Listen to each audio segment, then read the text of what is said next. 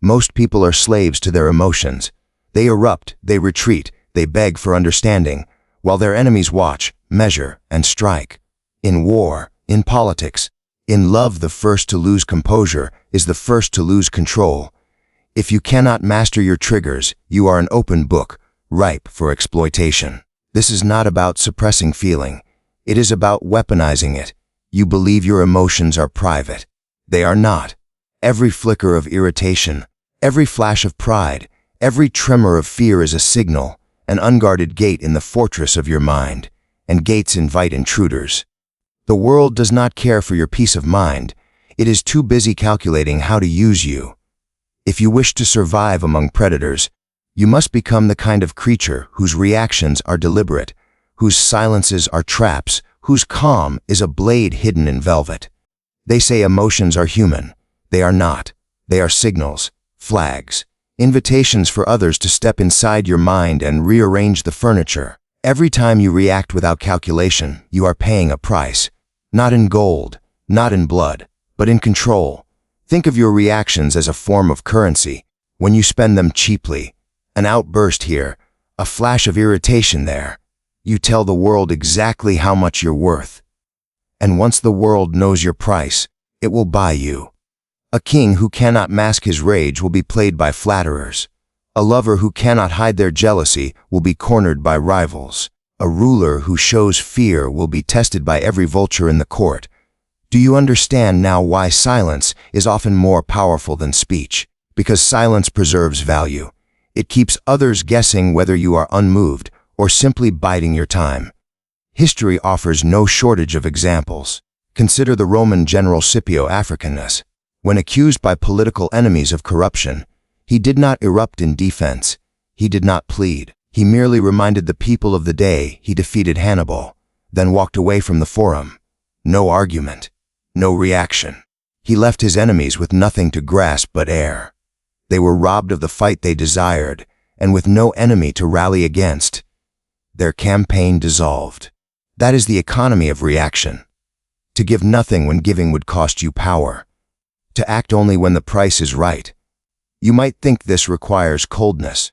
It does not. It requires discipline. You will still feel the sting of insult, the rush of anger, the impulse to defend yourself. But you will not let those feelings draft policy.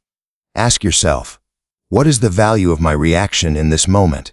Will it increase my influence or diminish it? If it diminishes it, why pay?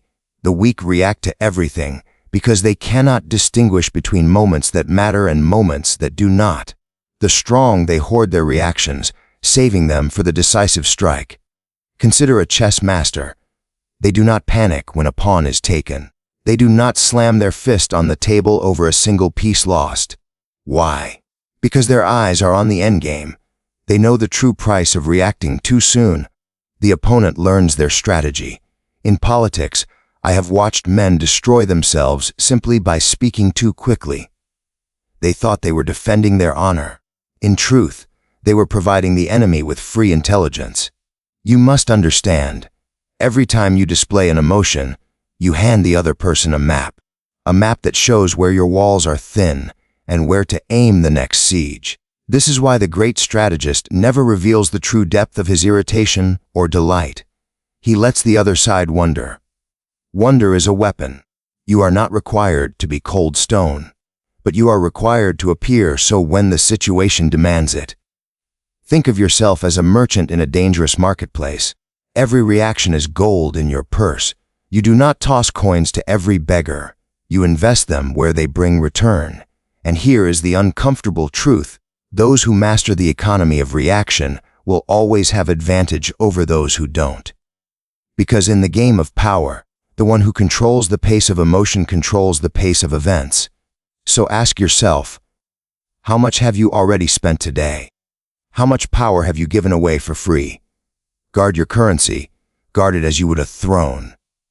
Because the moment you squander it, someone else will buy you, and they will never pay full price. There is a temptation to strike the moment you are provoked, to answer insult with insult, to meet aggression with aggression. But haste is a luxury for fools. The wise delay. A delayed strike is not weakness. It is the highest form of control.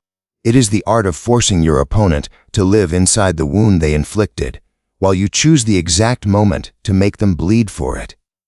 Imagine a duel. Your enemy expects you to lunge. They brace, they parry air, and in that instant of preparation, you do nothing. They grow restless, uncertain. Their mind begins to unravel. And then, when their guard shifts just enough, you strike. This is not just swordplay, it is human nature. History remembers Julius Caesar as bold, decisive, unstoppable, but his true genius lay in patience.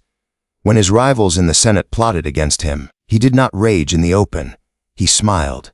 He dined with them. He let them believe they had time. By the time he moved, his enemies were trapped in positions they could not defend. You see, when you withhold visible reaction, you deny your enemy confirmation. They do not know if they have hurt you or if you are setting the table for their ruin. That uncertainty becomes their prison, and a man in prison of the mind will often unlock the door for you without realizing it. Think of the psychological advantage this gives you. Your opponent attacks, expecting recoil. Instead, they get a mirror of calm, no anger, no defense, just stillness. Stillness is unnerving. It suggests that either you are unaffected or you are planning something worse than they imagined. And people will invent horrors in their own heads, far greater than anything you could say aloud. I have seen generals lose battles before the first arrow was loosed, simply because their scouts reported an enemy that did not respond to provocation. In their fear of the unknown, they shifted formations, abandoned strong ground, exposed their flanks, gifts to the patient enemy. This is the game you must learn to play. Do not confuse patience with passivity. Patience is active. You are watching, measuring, calculating the cost of every move. And when the moment is right, you hit with precision so devastating that there is no recovery. There is a saying I once heard in a Florentine court: he who strikes first often strikes weakest. Why? Because the first blow is rarely the most strategic. It is simply the most impatient. Ask yourself, what happens when you refuse to give the reaction your opponent is fishing for? They push harder. They expose more. Their mask slips. And you, standing silent, gather information with every second they squirm. This is how empires are dismantled without armies. This is how reputations are destroyed without a single public insult. You wait until the enemy's own movement creates the opening. And then you strike, not at their shield, but at their unguarded heart. But here is the cost of this strategy. You must be willing to endure the itch to act, the itch to prove you are unshaken, to answer quickly so the world sees you as strong. Do not scratch that itch. Strength is not in the show, it is in the outcome. Remember, timing is a weapon sharper than any blade. When wielded well, the enemy never sees the cut until they are already bleeding. So, will you master the art of waiting, or will you rush forward and die by inches in the traps you failed to see? The answer to that question will decide not just this battle, but every one that follows. Power rarely comes from speaking first. It comes from listening. Not the kind of listening that seeks to understand. The kind that seeks to arm yourself. The art of the mirror is simple in appearance. You reflect what stands before you. Their anger, their joy, their fear, and in doing so, you disarm them. People are blind to their own reflections. When they see themselves in you, they feel understood. When they feel understood, they trust. And when they trust, they speak too much. Think of a spy in an enemy court. He does not walk in announcing himself. He mirrors the language, the customs, the rhythm of those around him. He becomes familiar, invisible, and in his invisibility, he learns everything. This is the weapon you must wield, not by revealing your own feelings, but by echoing theirs. Consider the case of Talleyrand, the French diplomat. He served kings, emperors, and republics, surviving regime after regime. How? He had no fixed emotional display. When speaking with revolutionaries, he burned with passion for liberty. When with monarchists, he radiated loyalty to the crown. Both sides believed he was their man. Neither realized he was simply a mirror, absorbing their confidence, gaining their secrets, and bending events to his will. You may think this deceitful. It is. But it is also effective. The mistake of the amateur is to enter a room eager to be known. They wear their emotions like banners, thinking authenticity will win loyalty. In truth, it wins exposure, and exposure wins nothing but vulnerability. Instead, you enter quietly. You study their tone, their pace, their unguarded words. Then you adjust your own presence, not to reveal yourself, but to reflect them back. And here is the beauty of this. When they see their own image in you, they will lower their defenses. They will speak in your presence as if to themselves. And what they reveal will be more valuable than any confession you could force.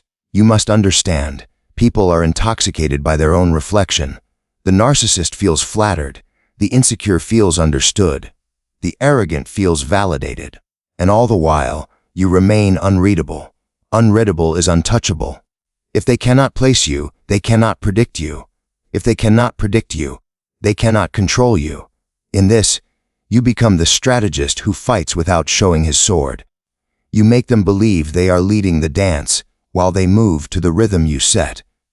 Think of the battlefield commander who allows the enemy to advance, believing they dictate the fight, only to discover they have walked into a kill zone. Mirroring is the same tactic, but fought with words, expressions, and posture. But this requires restraint. You must resist the urge to correct them, to show superiority, to break the illusion. Your goal is not to win the moment, it is to win the war. When they rage, you nod solemnly. When they rejoice, you share their smile. When they whisper fears, you mirror their concern. All without revealing what you truly think. This is how you harvest information without interrogation. This is how you turn the most guarded into the most exposed. And when the time comes to act, you will know precisely where to strike. Because they told you everything, thinking they were speaking to themselves. So, will you continue to bare your soul to strangers? Or will you learn to give nothing, take everything, and let them believe it was their idea? The answer will decide whether you remain prey or become the hunter. The most dangerous man in the room is not the loudest. It is the one whose true feelings you cannot read. This is emotional camouflage, not the absence of emotion, but the concealment of its true form. When you are angry, you smile. When you are afraid, you laugh. When you despise someone, you cloak it in courtesy so polished they thank you for it. Why? Because the moment they see your true state, they can move against you with precision. But when you hide it, their blade swings in the dark. In war, armies use camouflage to mask their positions. They build false camps. They light fires where no soldiers sleep. And while the enemy stares at shadows, the real attack comes from elsewhere. Your emotions are no different. Consider the court of Louis's IV. It was a nest of vipers. Courtiers whispering, scheming, waiting for weakness. One wrong expression could mean exile or disgrace. Those who survived were not the honest. They were the masked. They could watch their rivals triumph and applaud as though they loved him. They could endure insult with a calm face, even as they sharpened the knife beneath the table. You must learn this art, not because it is noble, but because the world demands it. The honest man is predictable. If insulted, he frowns. If threatened, he tenses. If flattered, he glows. Every reaction reveals the levers by which he can be moved. But the camouflaged player, he gives no such map. He can be wounded and appear unhurt. He can be elated and look indifferent. And so, his enemies waste time guessing instead of striking. This is more than self-control. It is active deception. Anger disguised as patience can make your opponent underestimate the retaliation you are preparing. Fear masked by charm can make them relax their guard, never knowing you are already planning escape or attack. Disdain veiled in warmth can bring your rival closer until they are within the range of your dagger. I once observed a merchant in Florence who mastered this. He was cheated in a trade deal by a rival house. Instead of showing outrage, he congratulated them on their cleverness. For weeks, he acted as though nothing had happened, sharing wine, exchanging gifts. Then, in a single day, he purchased the rival's debts, called them due, and left them penniless. They never saw it coming because his face had told them nothing. This is the power of emotional camouflage. It keeps your enemy walking toward you, unaware you have already chosen the ground on which they will fall. But beware. This is not about becoming lifeless. A dead face arouses suspicion. Your disguise must breathe. It must be alive enough to pass as genuine. The art lies in choosing the emotion that serves your purpose, not the one you actually feel. If your mask is joy, let it shine just enough to be believed. If your mask is sorrow, let it weigh on your shoulders convincingly. The best lies are not stone, they are made of flesh. And when the moment comes to reveal your true feeling, make it deliberate. Let it land like the sudden unveiling of a hidden army. That is when the shock has the greatest effect. So, will you keep wearing your heart where anyone can aim at it? Or will you learn to wrap it in layers no blade can pierce? Because in the game of power, those who walk bare-faced rarely walk for long. Most people fear being provoked, the insult, the public challenge, the whisper meant to ignite your temper. They avoid it, retreat from it, or respond in blind defense. You will do the opposite. You will walk into the fire, knowing you are the one who placed the oil. Turning triggers into traps is not about avoiding the game. It is about inviting it, under your conditions. Imagine a hunter. He does not chase his prey endlessly through the forest. He lays bait. He knows the creature will come to him. When it does, it will believe it is making its own choice. But the choice was always his. The same is true with human provocation. If you know your enemy's nature, you know how they will try to unsettle you. If they believe you are easily angered, they will try to spark that anger. If they believe you are insecure, they will prod at your doubt. And when they do, you will appear to take the bait, while leading them straight into the snare you've built. History remembers many who mastered this. Consider the English statesman Thomas Cromwell. His enemies in Henry VIII's court thought they could corner him with accusations and force him into revealing his alliances. Instead, he allowed them to push harder, to think they were gaining advantage. Every word they spoke against him revealed their networks, their weaknesses, their unguarded loyalties. By the time they realized the trap, Cromwell held the strings to their destruction. This is the genius of embracing your triggers. They are not weaknesses if you control the response. They are lures. But here lies the difficulty. You must endure the sting without flinching. You must let them believe they are drawing blood, even as you measure the perfect moment to close the jaws. Think of it as a staged retreat in battle. Your soldiers fall back, not because they are beaten, but because they want the enemy to advance into the valley you have filled with hidden archers. The enemy believes they are winning.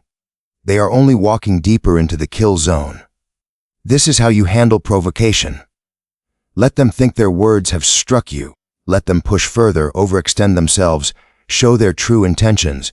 Then strike, not at the insult, but at the foundation they stand on. In politics, I have seen men ruin themselves by trying to win the moment of offense. They argued, defended, lashed out, wasting ammunition on words. The true strategist waits. He uses that moment to gather intelligence. He notes who laughs, who stays silent, who comes to his defense. These are pieces on the board, now visible, now usable. You must also remember, the one who sets the trap controls the terrain. If you can predict where you will be attacked, you can decide in advance how you will appear to falter, and where that falter will lead your opponent. Sometimes, the best way to provoke a man is to let him believe he has provoked you.